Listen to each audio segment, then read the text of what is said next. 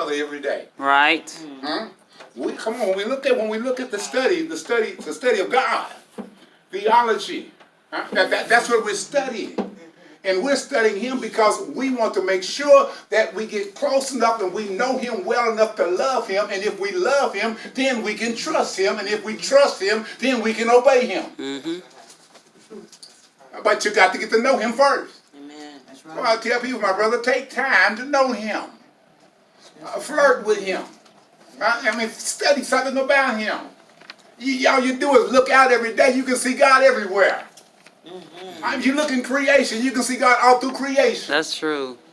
Sometimes I sit out there at night, Sister Darlene, and I look my telescope thing, and I took a look at the moon. She knew I'd be out there looking at that moon. Yep. I'd be trying to see some wires hanging around there, what's good. And you can see up under the bottom of it like it's a rim of fire. And it's so clear sometimes. You can see little cradles in there and everything. But I sat there and just watched, just figuring out, man, this is amazing. It's just as bright as I don't know what. When you take your eye away from the spotlight, you see little black dots. That's how bright it is. And you also can look at that North Star, Brother Ernest. When you look at that North Star, it don't look like that, but the Lord. Yeah. Look at creation. You can see that some entity had to call all of this into existence because there was no matter to make things out of, so God made him some matter first. Then he made everything else. But it have to be something to create something in order for it to exist.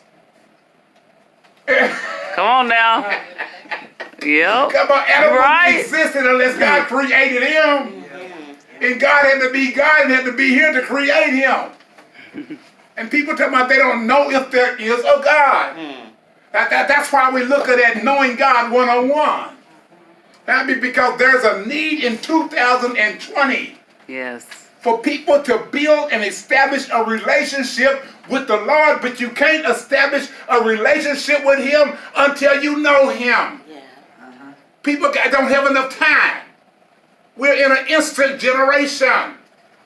God is not an instant God like that. You can't get to know God by osmosis. Put this Bible up against your head now. I know God. I can put it. You can't know him like that. You're right. And I tell you, it takes some time for you to know God. People don't have that much time to spend not knowing the Lord. They ain't got enough time to cook in the kitchen no more. They ain't got enough time to go to the grocery store. Pastor, how you doing? They don't. They have to go to pots. Not enough people know enough about him to talk about him. So I'm going to be like Moses. I'm a little apprehensive, Lord. I stutter. I can't speak very well, so I'm not going to talk about you. I mean, people get like that. They get apprehensive in talking about the Lord because they realize, Mother Johnson, they don't know that much about him to talk about. That's right. That's right. Let's talk about the thunder. I'll give you a run. Right. Talk about the thunder. Talk about the Olympics. We can talk about all that.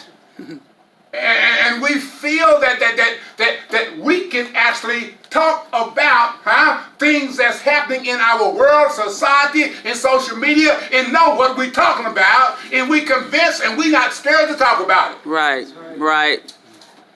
But when it comes to the one that woke you up this morning and started you on your way, that's what we're dealing with in knowing God 101.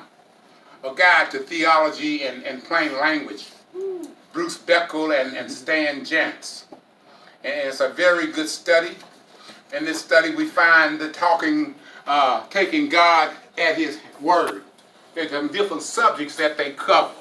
Where did God? They would probably believe in God, you know, if every time somebody messed up, he show up. Right, right. But he's long suffering. Now, don't you think that? We have bank robbers, and people go and rob the bank, and they come out and get away with it, and have the domino effect. Somebody else go rob the bank, Ernest, and they get away with it. Because God is trying to give them a chance to repent of their sins and come back to Him because He's long suffering. But they take that, oh, since He let them off the hook, he ain't up there. He don't know what's going on.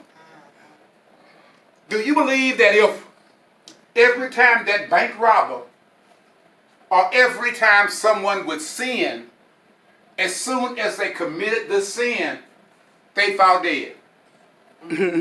Huh? We'll stop sinning. People see somebody in the Walmart, they have something in their pocket, they fall dead. You have to call an ambulance. Huh? Yeah. People begin to rob somebody, they fall dead. Have to call IMSA somebody. And they get ready to rob a bank, as soon as they walk out the door, they fall dead. You think if that happened that people would wake up and quit doing those things? Yes, sir. Yeah, they would. Yeah, they would. Yes, sir. If every time they messed up, they seen someone fall dead. Yep. No, I'm not going to do that, Mother Johnson. You can't make me go rob no bank because every bank robber, when they came out of that bank, they fell dead. That'll stop it. You ain't going to make me go rob. You get me? That'll stop it, boy. But God is long suffering, ain't He? Yes, He is. That's the whole kicker. It's not that He don't exist. It's not that He don't know what's going on. Because Sister Darlene, everything down here is under His providential care. Yes, But amen. that they would think, oh, that's just something that happened. No, just Not like everybody. Like they have. Not if it was 100% accuracy rate. It couldn't have been just accident if it's 100%.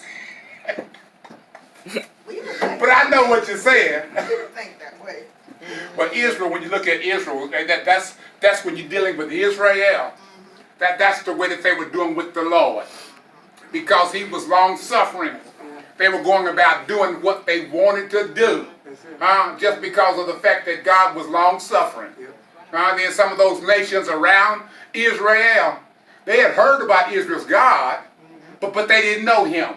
Yeah. And some of them had heard about Him, and that was to Israel's advantage because they wouldn't bother Israel. But then some of them had heard about what God had done on Israel's behalf. They just neglected it and went up against Israel anyway and found themselves in a world of trouble. But the fact is, when we study God and we study Theology 101 and we're trying to learn more and more about God, it's mainly for the bare fact is that we have to know Him. That's right. That's right. Because remember we said you can't love Him without knowing Him. And then if you don't love Him, you can't trust Him. And if you don't trust Him, it's impossible to obey Him. You'll be leaning to your own understanding, wondering why God did this or allowed this or that or whatever to take place. When Proverbs 3 and 5 says, what class? Trust in the Lord with all thy heart, and lean not to thine own understanding, but in all of thy ways acknowledge Him, and He shall direct your path. Amen.